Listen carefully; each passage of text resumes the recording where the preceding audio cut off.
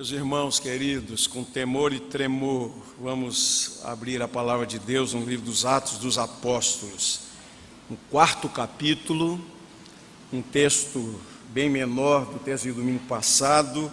Vamos ler a partir do verso 23 até o verso 31.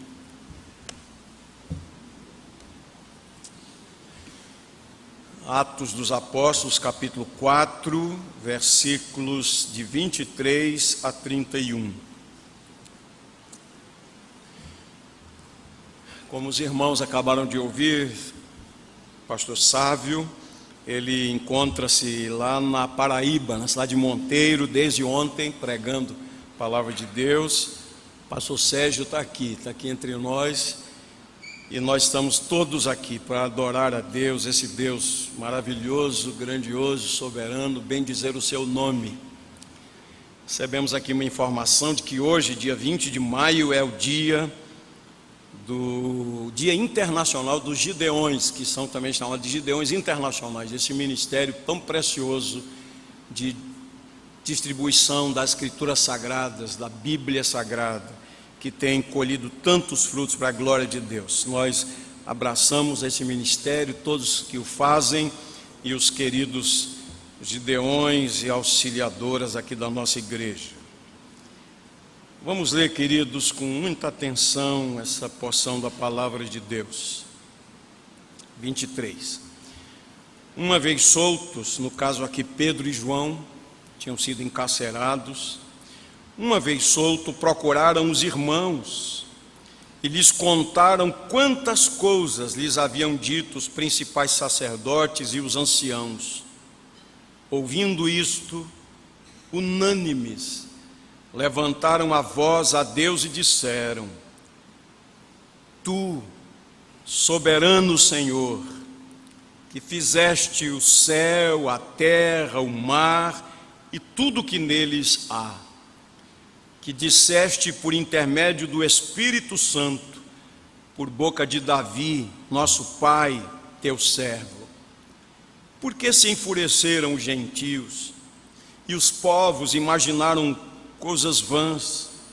Levantaram-se os reis da terra e as autoridades ajuntaram-se a uma contra o Senhor e contra o seu ungido, porque verdadeiramente se ajuntaram nesta cidade contra o teu santo servo Jesus, ao qual ungiste. Herodes e Pôncio Pilatos, com gentios e gente de Israel, para fazerem tudo o que a tua mão e o teu propósito predeterminaram. Agora, Senhor, olha para as suas ameaças e concede aos teus servos que anunciem com toda intrepidez a tua palavra, enquanto estendes a mão para fazer curas, sinais e prodígios por intermédio do nome do teu santo servo Jesus. Tendo eles orado, tremeu o lugar onde estavam reunidos e todos ficaram cheios do Espírito Santo e com intrepidez anunciavam a palavra de Deus. Aleluia, amém. Que Deus em sua graça fale ao seu coração, fale ao meu coração, ao seu coração, você que nos assiste, onde quer que você esteja, que a bênção de Deus esteja sobre você. Uma vez eu ouvi um pregador dizer sobre o Espírito Santo, que o Espírito Santo é um espírito de oração. Ele ora 24 horas por dia. Já parou para pensar nisso? O Espírito Santo é um espírito de oração, ele ora 24 horas por dia. E se nós observarmos a vida de oração dos discípulos nos evangelhos e no livro dos Atos dos Apóstolos, nós vamos perceber uma mudança radical.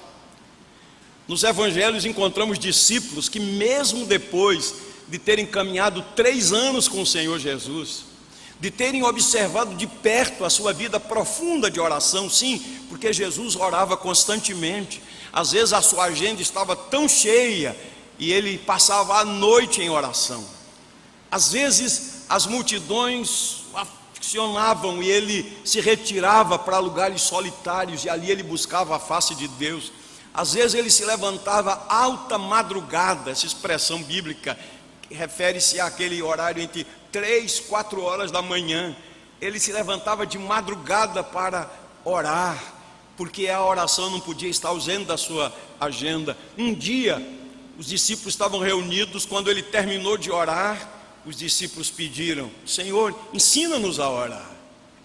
E não obstante tudo isso, ao término do ministério de Jesus, quando ele está no Getsêmani, naquele momento crucial de luta espiritual, ele chama os discípulos e diz a eles: a minha alma está profundamente triste até a morte. Fiquem aqui, vigiem comigo, orem comigo. Ele coloca os discípulos em um ponto, depois chama Pedro, Tiago e João, os mais próximos, leva os mais adiante, e ele, por sua vez, vai à frente e luta em oração. Pai, se possível, passa esse cálice sem que eu beba, mas que não seja feita a minha vontade, mas a tua vontade. E quando ele volta, os discípulos estão dormindo, seus olhos estavam pesados, eles não conseguiam. Jesus disse: vocês não puderam vigiar nem uma hora comigo.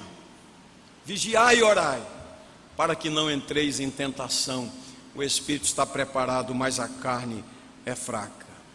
Olhando aqui para o texto, Pedro e João, depois de presos pelas autoridades de Israel, voltaram à comunidade dos cristãos e relataram tudo o que havia acontecido, inclusive as ameaças dos líderes. Lemos aqui no verso 23: uma vez soltos, procuraram os irmãos e lhes contaram quantas coisas lhes haviam dito os principais sacerdotes e os anciãos.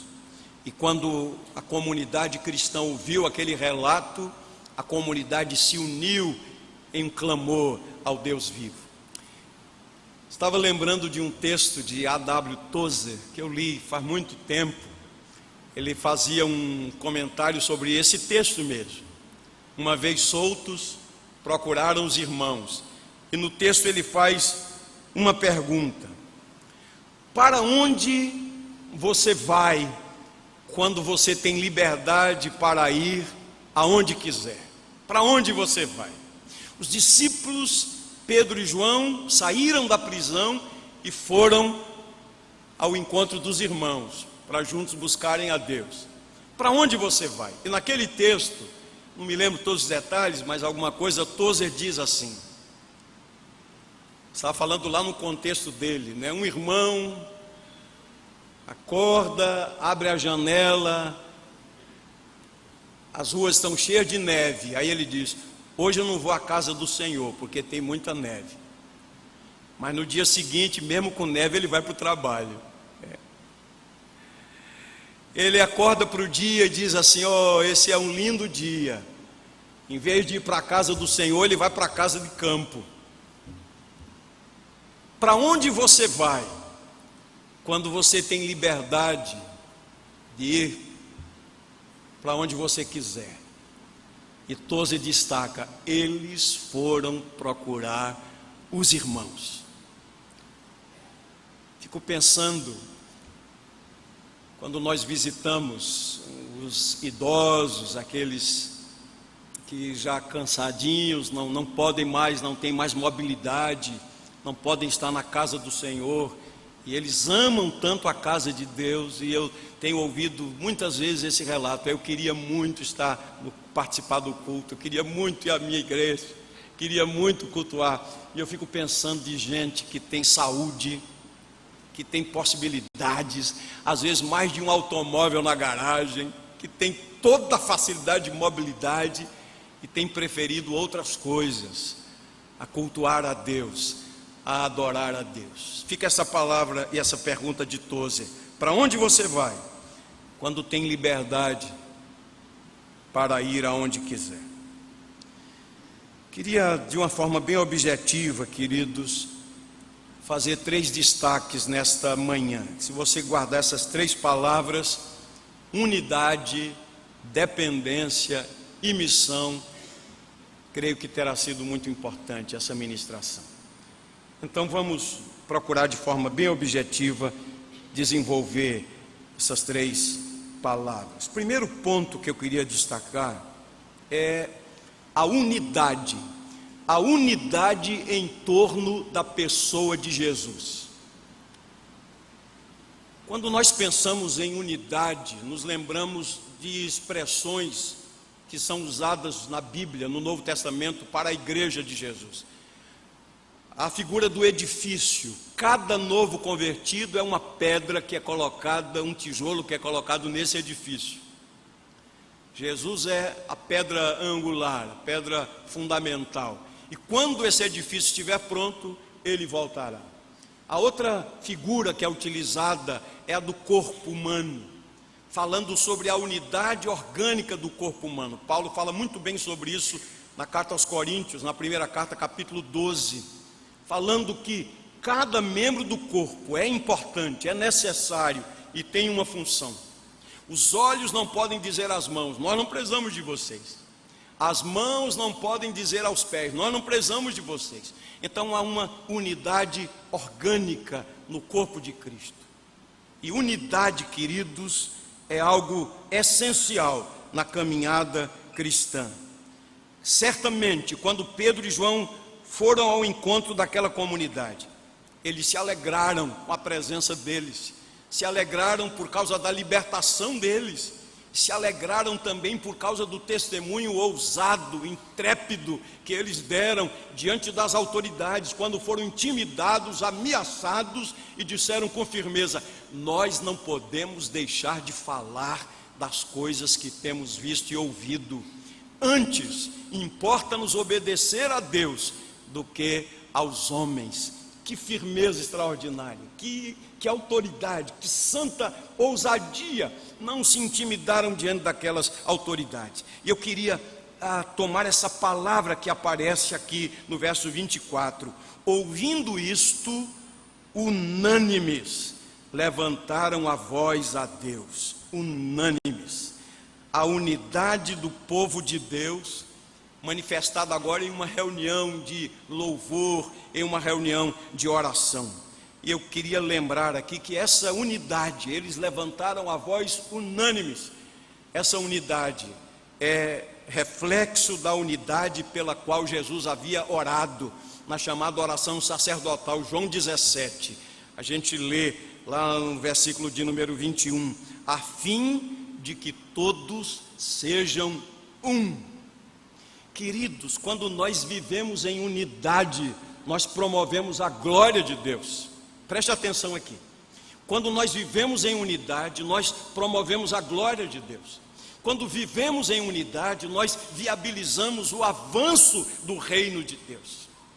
Quando nós estamos unidos contra um inimigo em comum, que a Bíblia diz que nossa luta não é contra a carne, não é contra o sangue, mas contra os principados, potestades, contra os poderes espirituais do mal. Nós temos uma luta. Agora, quando nós estamos lutando entre nós, quando estamos disputando entre nós, quando estamos medindo força entre nós, quando estamos procurando faccionar o corpo de Cristo, que pecado grave nós estamos cometendo.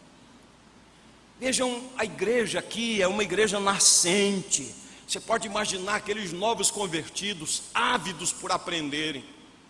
Perseveravam na doutrina dos apóstolos, como já vimos, na comunhão, no partir do pão, nas orações. Em cada alma havia temor. Eles queriam aprender mais e mais, queriam viver para a glória de Deus. Mas quando nós seguimos a sequência, no capítulo seguinte, o capítulo 5 fala de um problema da igreja, e capítulo 6 de outro, e assim outros problemas, quando nós olhamos para o Novo Testamento. Mas eu queria pensar com vocês aqui que é nosso dever preservar a unidade do corpo de Cristo. Preservar e promover a unidade. Rapidamente, abra aí a sua Bíblia, deixando o Atos marcado, Efésios capítulo 4.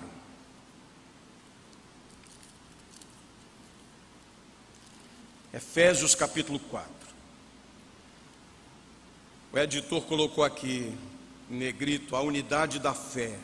Veja o que está escrito: rogo-vos, pois eu, prisioneiro no Senhor, que andeis de modo digno da vocação a que fostes chamados, com toda a humildade e mansidão, com longanimidade, suportando-vos uns aos outros em amor.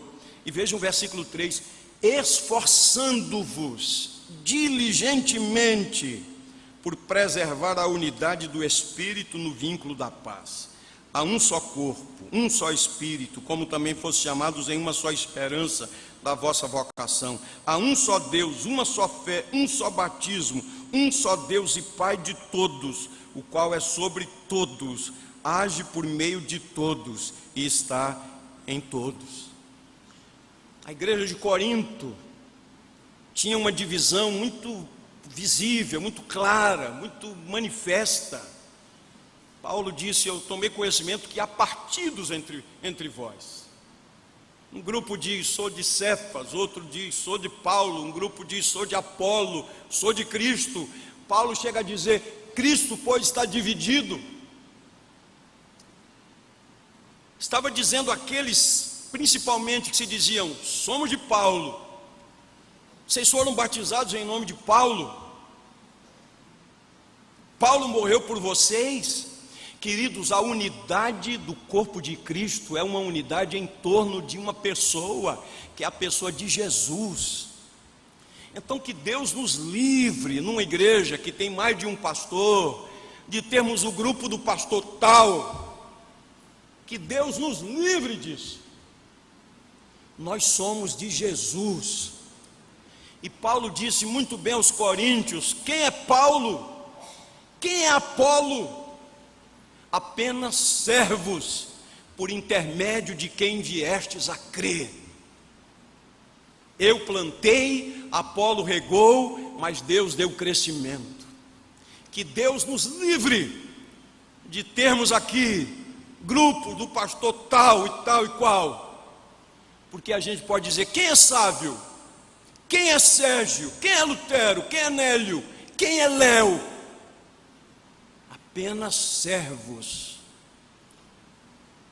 Nem o que planta é alguma coisa, nem o que rega, mas Deus que dá o crescimento. Então a nossa unidade deve ser promovida em torno da pessoa de Jesus. Filipos, que era uma igreja tão querida, tão especial, tão fraterna, tinha lá um problema, duas irmãs, e Paulo então diz: rogo a Evódia e rogo a Sintique que pensem concordemente no Senhor. Aquelas irmãs estavam sempre uma contra a outra, numa assembleia, numa reunião, quem sabe ali nos bastidores, promovendo discórdia. E a chamada foi esta: Evódia, Sintique, pensem concordemente no Senhor. A unidade é em torno da pessoa de Jesus. Precisamos compreender isso, queridos irmãos. João, na sua terceira carta, nos fala de um membro da igreja que gostava de exercer a primazia. Ele destaca o exemplo de Gaio, a quem dirige a carta, a terceira carta. Fala sobre Demétrios, que é um exemplo, e diz de Diótrefes. Diótrefes, ele disse, é aquele que gosta de exercer a primazia, ou seja, queria ser o dono da igreja, e mais, maledicente, falava mal de João por trás. Numa época quando a igreja acolhia os missionários itinerantes, Diótrefes era contra, não queria que a igreja acolhesse aqueles irmãos, hospedasse aqueles irmãos. E João repreende na autoridade do Senhor e diz: quando eu estiver aí, vou confrontá-lo pessoalmente, conversar com ele, porque gostava de ter a primazia. Queridos, a igreja do Senhor Jesus tem apenas um dono, que é o Senhor Jesus. Se alguém supõe ser dono da igreja, olhe na palma de suas mãos se tem a marca dos cravos aí. Se você descobrir, olhe para o seu lado se tem a marca aqui. O dono da igreja é este que tem a marca dos cravos. O dono da igreja é aquele que morreu e ressuscitou. Nós somos servos. Estamos aqui para promover a glória de Deus, tão somente. A igreja, quando recebeu os apóstolos Pedro e João, perceberam a igreja percebeu que tinha uma questão séria para colocar diante de Deus. Eles haviam recebido uma incumbência, uma missão de testemunharem de Cristo, mas agora as autoridades do país estavam proibindo expressamente que falassem em nome de Jesus. Olha aí o verso 18 do capítulo 4. Chamando-os, a Pedro e a João, ordenaram-lhes que absolutamente não falassem nem ensinassem em nome do Senhor Jesus. Queridos, olha que coisa linda. Pensem nessa reunião de oração. Eles se alegraram recebendo os apóstolos Pedro e João. Certamente se alegraram porque estavam livres, se alegraram porque eles deram um testemunho fiel. Tinham agora uma causa séria diante de Deus. E vejam que coisa linda, eles recorreram às Escrituras Sagradas como fonte infalível de consolação para os crentes de todas as épocas. Sob pressão, sob ameaças, quando eles se reuniram, o que eles fizeram? Recorreram à palavra de Deus. É assim mesmo que a gente deve fazer. Em unidade, a gente deve levar a causa diante do Senhor. E eles se lembraram aqui das palavras escritas por Davi, no salmo que nós temos aqui, o Salmo 2. O salmo de Davi foi um salmo profético, referindo-se à oposição que Jesus sofreria, e como de fato sofreu. E olhando aqui para o texto, e olhando lá para o Salmo 2, Davi destacou como opositores os reis, as autoridades, os gentios e povos.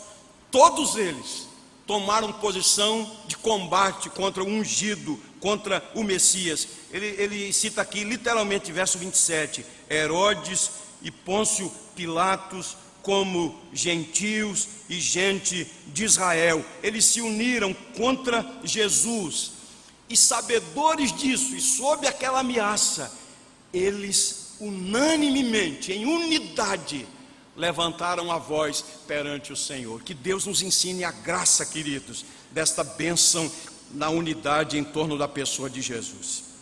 Segundo lugar, segunda verdade, eles manifestaram ali a dependência do eterno.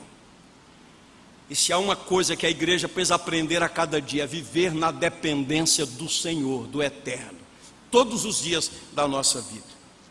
E nós temos aqui uma oração que a gente pode dizer, um tipo de oração modelo, uma oração que reconhece a soberania de Deus.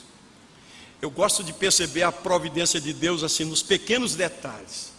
Nós tínhamos pensado para a devocional do culto dessa manhã um texto em Efésios.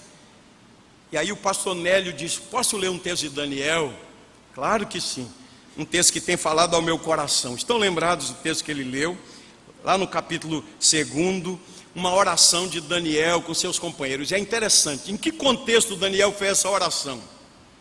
O rei Nabucodonosor tivera um sonho, estava muito perturbado quanto ao sonho.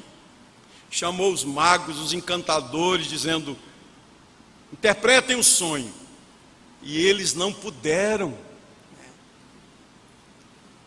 E o rei decidiu matar todos os sábios de Babilônia. Lembrem-se que quando a Babilônia invadiu Jerusalém, eles levaram cativos muitos, e de certa forma eles selecionaram alguns jovens que deveriam ser treinados em toda a ciência, em todo o conhecimento dos caldeus. Estavam lá Daniel, Misael, Ananias e Azarias. E logo no capítulo 1 há uma decisão firme de Daniel, um modelo para todos os jovens, e os adultos também, mas especialmente para os jovens, porque aqueles eram jovens. E diz lá, Daniel capítulo 1, versículo 8, resolveu Daniel firmemente não contaminar-se com as finas iguarias do rei, nem com a sua bebida, nem com o seu vinho. E eles se alimentaram de legumes naqueles dias.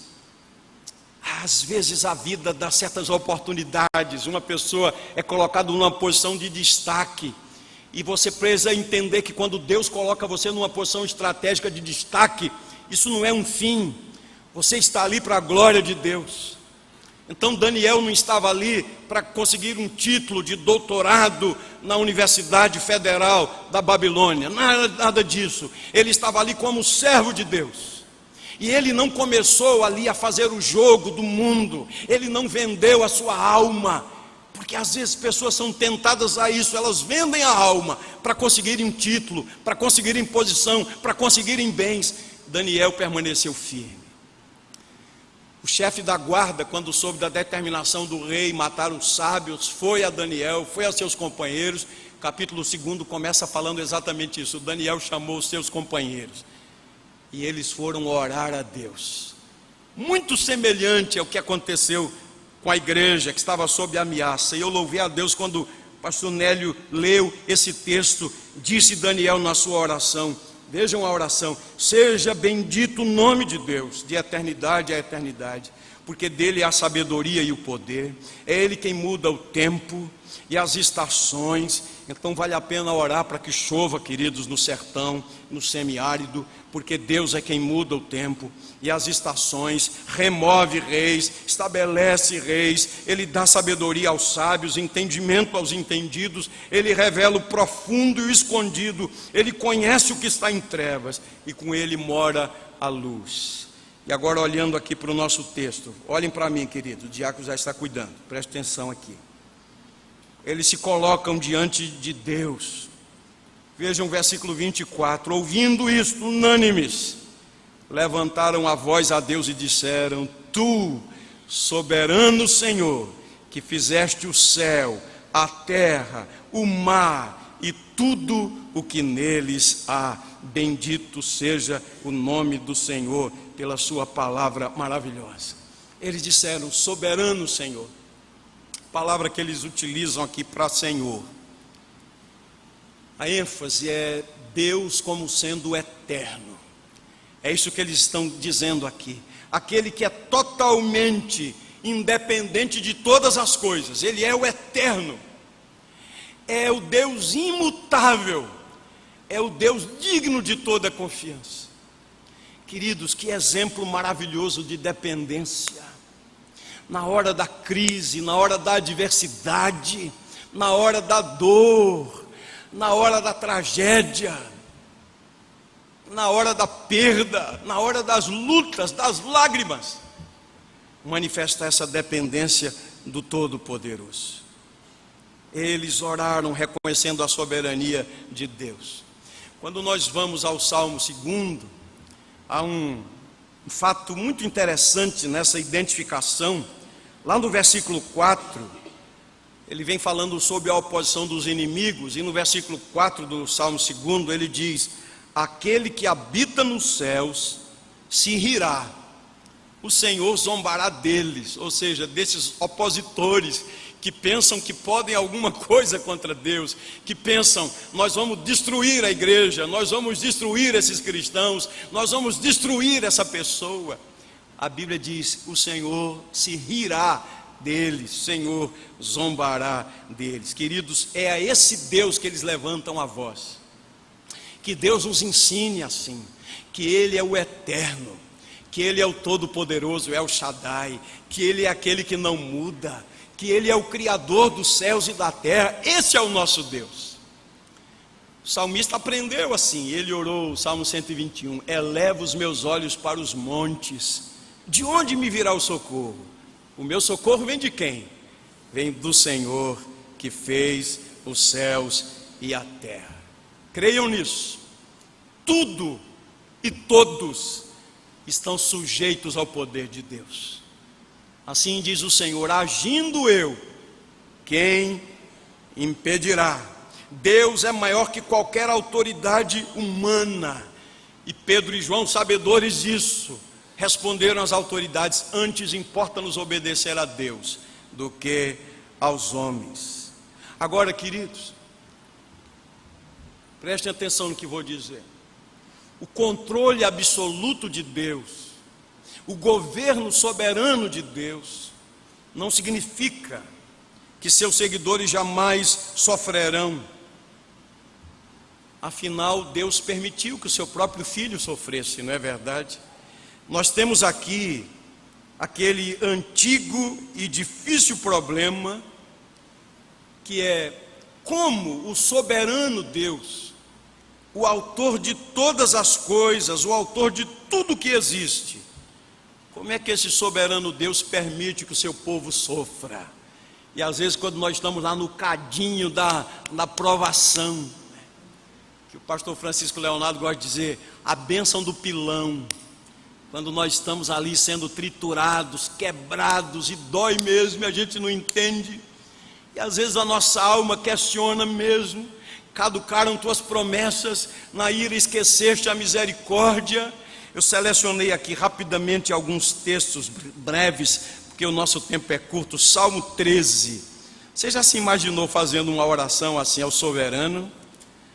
Salmo 13, veja o verso 1. Até quando, Senhor, esquecer-te-ás de mim para sempre? Queridos, que ousadia, não é? Até quando esquecer-te-ás de mim para sempre? Até quando ocultarás de mim o rosto? Você sabe o que significa isso? É alguém em plena tribulação dizendo: Senhor, será que não me ouvirás nunca? Senhor, continuarás ocultando o teu rosto, porque não te manifestas? Ou até quando estarei eu relutando dentro de minha alma, com tristeza no coração, cada dia? Até quando se erguerá contra mim o meu inimigo? Mas uma coisa que nós descobrimos em todos os salmos semelhantes a este: invariavelmente essas pessoas se dirigiram a Deus, se queixaram de Deus a Deus, a ponto de dizerem: atenta para mim e responde-me, Senhor.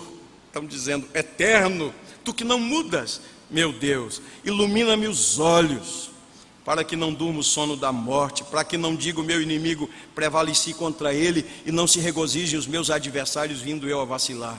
Agora, como termina o salmo? No tocante a mim, confio na tua graça, regozije-se o meu coração na tua salvação, cantarei ao Senhor, porquanto me tem feito muito bem. Quem conhece a Deus, mesmo no momento da dor, que chega a dizer: até quando esquecer-te-ás de mim para sempre, diz assim: cantarei ao Senhor, porque me tem feito muito bem. Ou então esse salmo profético, Salmo 22, salmo messiânico: Deus meu, por que me desamparaste? Por que se acham longe de minha salvação as palavras do meu bramido? Deus meu, clamo de dia e não me respondes, também de noite, porém não tenho sossego. Você está vivendo um momento assim? Você clama, parece que não há resposta da parte de Deus. O que é que nós aprendemos com as Escrituras Sagradas, queridos? É que esses servos de Deus que oraram assim, que derramaram o coração, leiam a sequência do Salmo 22, o tempo não permite agora, mas você vai perceber que invariavelmente eles buscavam a face de Deus. Asaf escreveu o Salmo 74, dizendo: por que me rejeitas, ó Deus? Por que me rejeitas, ó Deus, para sempre? Porque se acende a tua ira contra as ovelhas do teu servo. E ele começa a falar, ele termina dizendo: levanta-te, ó Deus, pleiteia a tua própria causa, lembra-te de como o ímpio afronta todos os dias, não te esqueças da gritaria dos teus inimigos. Deus é o soberano, Ele é o Criador, tem todas as coisas sob controle. Por que Ele permite que os seus filhos sofram? Essa pergunta com frequência tem sido feita em angústia, e eu diria até que ela não tem resposta da perspectiva humana, porque não é uma questão racional, é supra-racional. O que nós devemos fazer, queridos, é descansar nos desígnios de Deus, e foi isso que fez a igreja. Senhor, citando a Bíblia, as ameaças, olha para as ameaças, verso 28, eles estão descansando nos desígnios de Deus, para fazerem tudo o que a tua mão e o teu propósito pré-determinaram. Quando a igreja estava orando, citando o Salmo 2, A igreja estava se identificando com o seu Senhor e estava descansando nos braços do Eterno. E em último lugar, falei sobre a unidade em torno da pessoa do Senhor Jesus, a dependência do Eterno. Em terceiro lugar, consciência da missão.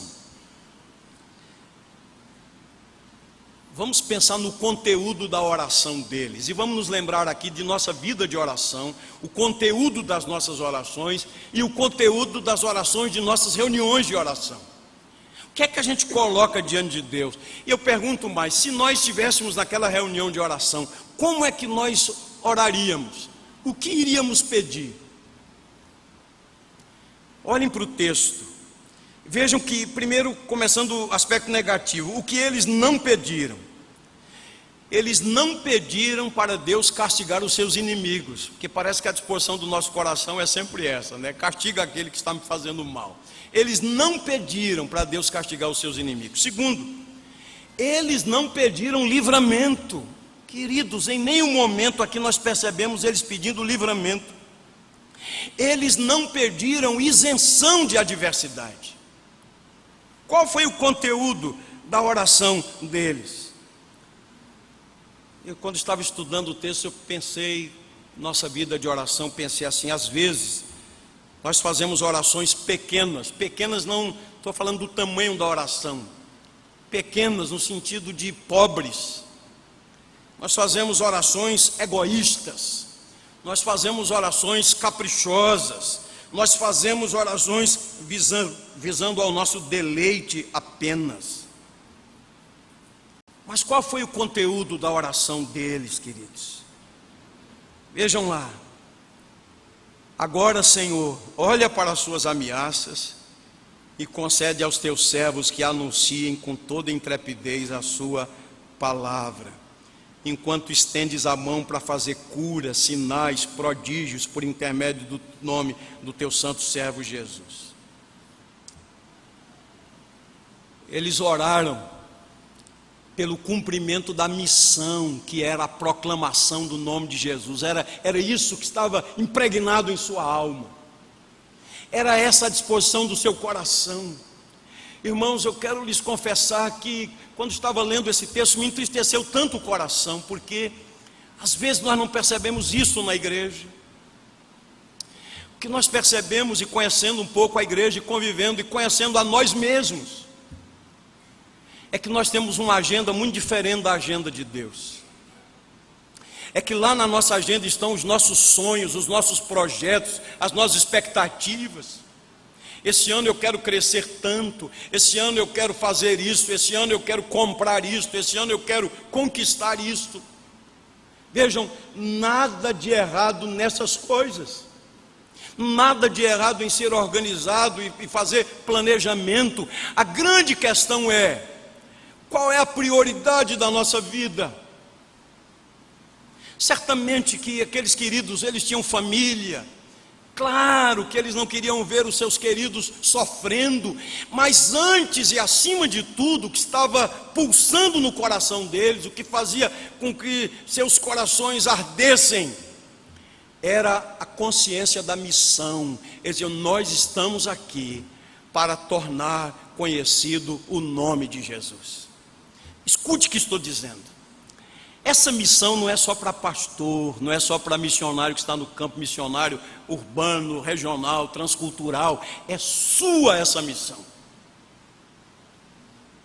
Quando Deus chamou você para ser um doutor, um professor, quando Deus chamou você para ser um profissional liberal, para ser um executivo, um empresário, um industrial, comerciante, um comerciário, um industriário do lar, não sei, a sua atividade, a proposta do coração de Deus é que não seja esse o fim de sua vida. Isso faz parte da dinâmica da sua vida, mas tanto você como eu temos uma missão da parte do Senhor, que é tornar o seu nome conhecido. Essa é a nossa prioridade. Será que estou delirando? Será que estou dizendo alguma coisa fora de moda? Certamente que sim. Mas a pergunta era, será que estou dizendo algo fora das Escrituras Sagradas? Vejam o que eles pediram. Eles oraram acerca do cumprimento da missão, que era proclamar Jesus a todos. Eles pediram ousadia, pediram intrepidez para testemunhar de Cristo. Eles pediram operações de milagres, milagres que acompanhassem e corroborassem esse trabalho. Vejam bem, é bom entender isso. Eles não pediram esses milagres para a sua própria segurança, mas milagres que confirmassem a verdade que eles estavam proclamando. Então, qual é a motivação da nossa vida? Qual é o alvo maior da nossa vida? Você já pensou nisso? Que é a nossa missão. Pedro escreveu muito bem sobre isso, primeira carta, capítulo 2: vós sois nação santa, sacerdócio real, povo de propriedade exclusiva de Deus, a fim de quê? A fim de proclamardes as virtudes daquele que vos chamou das trevas para a sua maravilhosa luz. Essa é a nossa missão.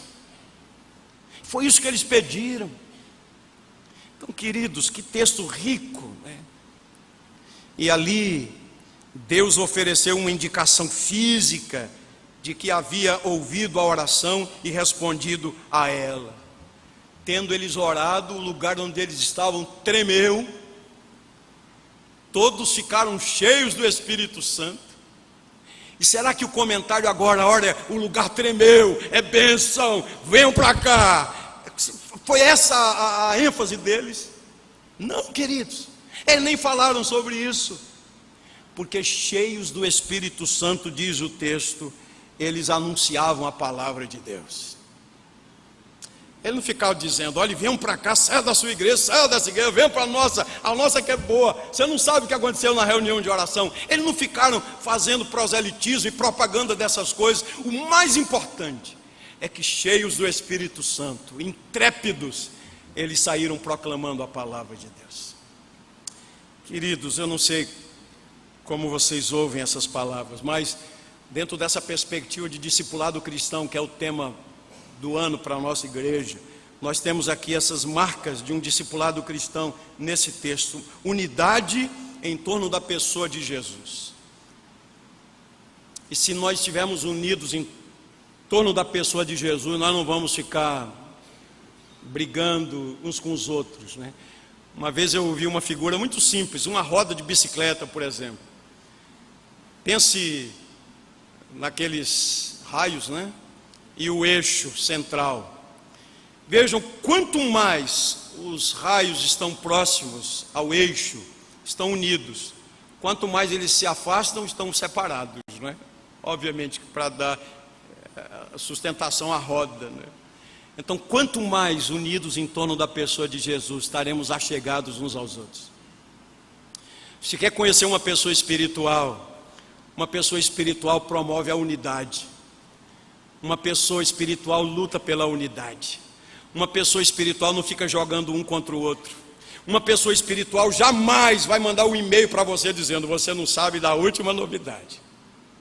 Uma pessoa espiritual jamais vai usar uma rede social para desmerecer o outro, desfazer o outro, falar mal do seu irmão. É tudo menos espiritual. É linguarudo, é fofoqueiro, é desagregador, mas não espiritual.